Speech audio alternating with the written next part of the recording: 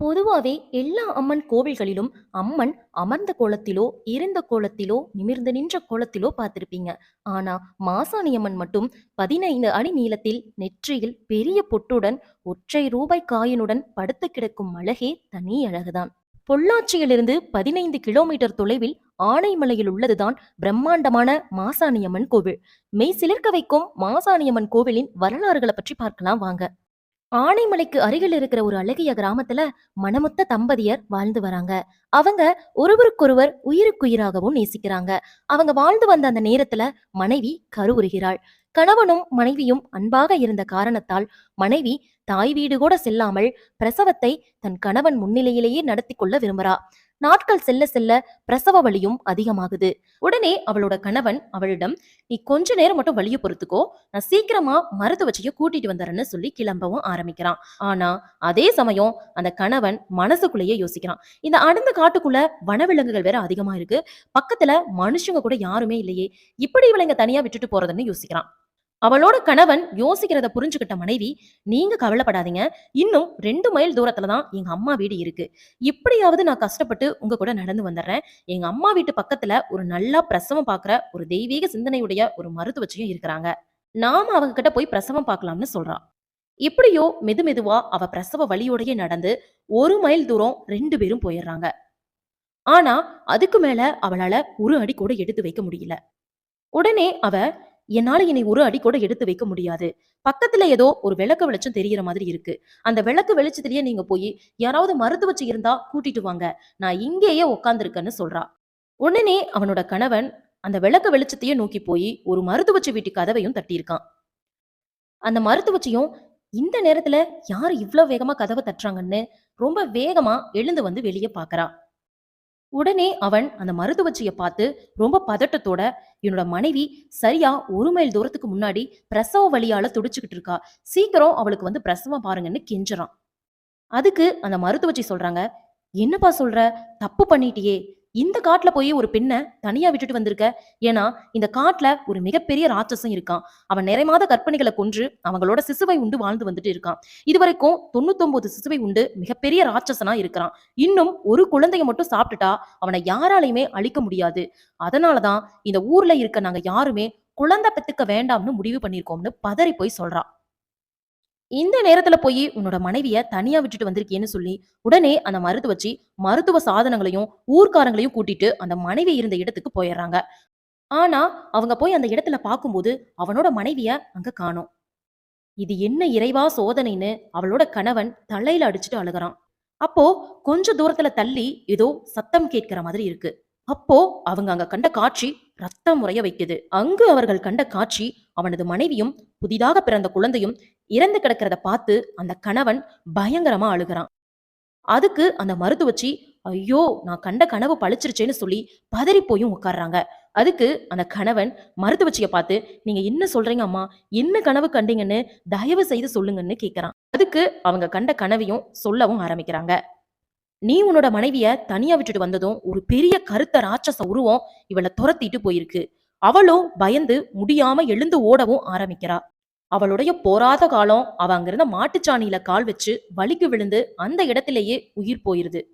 ஆனா அதே நேரத்துல அவ உடலிலிருந்து பிரிஞ்ச அந்த உயிர் வானலாவி ஒரு பயங்கர ஜோதி ரூபமாய் கோடி பிரகாசமாக தோன்றி நீண்ட உருவமாய் திறந்த வாயுடனும் கைகளில் வேலுடனும் அந்த அரக்கனின் மார்பை பிளந்து அந்த பெண்ணோட காலடியில போற்றுது.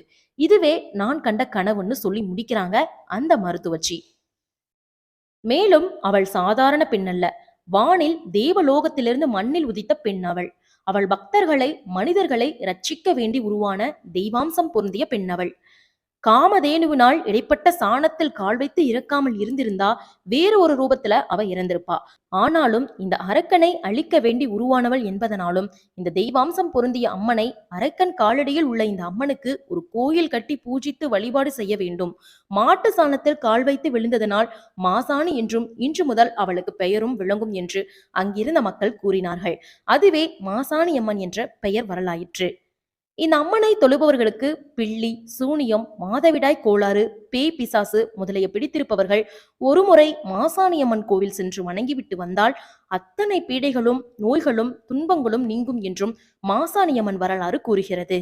மேலும் பொன், பொருள், நகை போன்றவற்றை திருடிச் சென்றோ இல்லை பணம் வாங்கிக் கொண்டு இல்லை என்று கூறுபவர்களுக்கோ பழி தீர்க்க அங்கு மிளகாய் அரைத்து வைக்கும் நிகழ்ச்சியும் உண்டு. அங்கு உள்ள ஆட்டுக்கல்லில் மிளகாயை அரைத்து வைத்து 3 மாதம் வரை காத்திருந்தால் எடுத்தவர்கள் பணத்தை திருப்பி கொண்டு வந்து கொடுத்து விடுவார்கள். இல்லை துரோகம் செய்தவர்கள் வந்து மன்னிப்பு கேட்டு விடுவார்கள். அவ்வாறு கேட்கவில்லை என்றால் அவர்கள் உடல் மிளகாய் தேய்த்தது போல் எரியும் என்ற நம்பிக்கையும் உள்ளது. அவ்வாறே அவர்களது கோரிக்கை நிறைவேறியவுடன் அம்மனுக்கு மீண்டும் பாலபிஷேகம், இளநீர் போன்றவற்றை செய்து அம்மனை குளிர்ச்சியும் செய்ய வேண்டும் என்று சொல்கிறார்கள். இது தவிர மாசாணி அம்மனை பற்றிய இன்னொரு வரலாறும் உண்டு. அதையும் பார்த்தரலாம் வாங்க. ஆனைமலையை நன்னன் என்ற ஒரு மன்னன் ஆண்டு வருகிறான். ஒரு நாள் ஒரு முனிவர் அந்த மன்னன் கிட்ட வந்து ஒரு மாங்கனியை கொடுத்து, மன்னா, இந்த மாங்கனி மிகவும் சக்தி வாய்ந்த மற்றும் சுவையுடைய மாங்கனி. தாங்கள் இதை கண்டிப்பாக உண்ண வேண்டும். ஆனா நீங்க அதை சாப்பிட்டுட்டு மறக்காம அதோட கொட்டைய ஆத்துல எரிந்து விட வேண்டும் அப்படின்னு சொல்றாரு. ஆனா இந்த மன்னன் அந்த மாங்கனியோட சுவையில மயங்கி அந்த கொட்டைய ஆத்துல போடாம அவரோட அரண்மனையிலேயே நட்டு வச்சு வளர்க்கவும் ஆரம்பிக்கிறான். அந்த மரமும் நல்லா வளர்ந்து பெரிய மரமாகவும் ஆகுது. ஆனா அந்த மரத்துல ஒரு பிஞ்சோ கனியோ ஒண்ணு கூட விடவே இல்லை. நாளடைவுல அதுல இருந்து பூக்கள் மட்டும் தோன்றி உதிர்ந்துட்டே இருக்கு.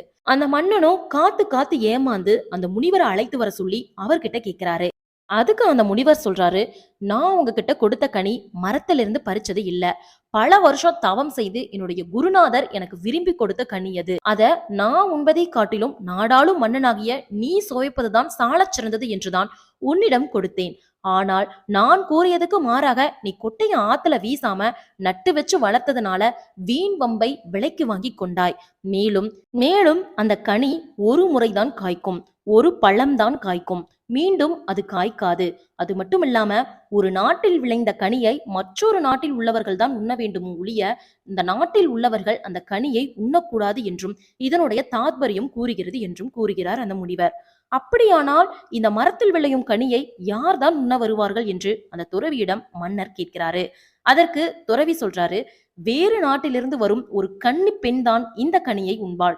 அவள் அஷ்டமாசத்திகளை உடையவள். அவள் ஒரு தெய்வ பிறவி. மேலும் அவள் மானிட பிறவியே அல்ல, சகல சக்திகளும் வாய்ந்தவள்.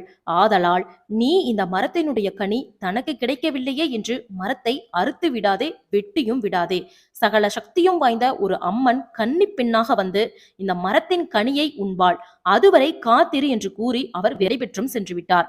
இம்முறையும் மன்னன் முனிவரின் பேச்சை கேட்க மறுத்து விடுகிறான். அவர் சென்றவுடன் இந்த கனியை தானே சுவைக்க வேண்டும் என்ற ஆவல் கொண்டான். மேலும் அது விளையப் போகும் ஒரே ஒரு கனி. அதை யாரும் உண்டு விடாமல் இருக்க அந்த மரத்திற்கு பயங்கர காவலும் வைக்கிறான். சதா சர்வகாலமும் 24 மணி நேரமும் காவலை நீட்டித்துக் கொண்டே இருந்தான். அதே நேரத்துல தாரகன் என்பவர் வியாபார விஷயமாக தன் மகள் தாரணியுடன் ஆனைமலைக்கு வருகிறார். அப்போது அவரோட மகள் தாரணி தன் தோழிகளோட நந்தவனத்துல குளிச்சுட்டு இருக்கும்போது அந்த மன்னன் வளர்த்து வந்த மாமரத்துல இருந்த மாங்கனி தானாக விழுந்து ஆத்துல மிதந்து அவளை நோக்கி வருது. இவளும் பொன்னிறமாக ஈர்க்கப்பட்ட அந்த கனியோட அழகுல மயங்கி அதை எடுத்து சுவைத்தும் விடுகிறாள். உடனே அந்த செய்தி அரசனுக்கு போயிருது. உடனே அந்த அரசன் தாரணியையும் அவளோட தந்தையையும் அழைத்து வர சொல்கிறான். தாரணியோ உடனே மன்னனிடம் இருகரம் நீட்டி உயிர் பிச்சை வேண்டினாள். மன்னா, நாங்கள் வேறு நாட்டிலிருந்து வரோம். தாங்கள் முரசு அறிவித்தது, தண்டோரம் போட்டது எதையும் நாங்கள் அறியோம். மேலும் ஒரு மாங்கனிக்காக கொலை செய்வார்கள் என்றும் எனக்கு தோணல. ஆதலால் எங்களுக்கு உயிர் பிச்சை தந்தருள வேண்டும் என்றும் கோரிக்கை விடுக்கிறார். ஆனால் அவள் கோரிக்கையை செவிமடுக்காத மன்னன் அவளை கொலைக்களத்திற்கு அனுப்பினான். கொலைக்களத்திற்கு கொண்டு சென்று அவளை கொலையும் செய்றாங்க. அந்த நேரத்துல அவள், மன்னா, நான் மரித்தாலும் மீண்டு வருவேன். மிகுந்த சக்தி வாய்ந்த தெய்வமாக விளங்குவேன். ஆனால் என்னை கொலை செய்த காரணத்தால் உன்னுடைய நாடும் மக்களும் அழிந்து போவார்கள் என்று சாபமிட்டு அவள் உயிரும் நீக்கிறார். அந்த பெண்ணின் உடலை அவள் தந்தை பெற்றுக்கொண்டார். பெற்றுக்கொண்டு அந்த பெண்ணிற்கு மண்ணால் அவரும் ஊரில் உள்ளவர்களும் சேர்ந்து ஒரு உருவம் செய்தனர். அது நாளடைவில் மாங்கனிக்காக உயிர்விட்ட காரணத்தினால் மாங்கனியம்மன் என்று அழைக்கப்பட்டு நாளடைவில் மாசாணியம்மன் என்று மருவியது. அது சிறிய மயான அம்மனாக இருந்து நாளடைவில் வளர்ந்து பெரிய கோயிலாகி மிகவும் சக்தி வாய்ந்த தெய்வமாகவே ஆகிவிட்டது. அதே நேரத்துல நன்னனை எதிரி நாட்டு படைகள் சூழ்ந்து அழித்து ஒழித்து அவனது வம்சத்தையே பூண்டோடு அழித்தார்கள். இதுவே மாசாணி அம்மனின் இன்னொரு வரலாறாகும். தொடர்ந்து இதே மாதிரியான தகவல்களை பெற கண்டிப்பா நம்ம சேனலை சப்ஸ்கிரைப் பண்ணுங்க. நன்றி.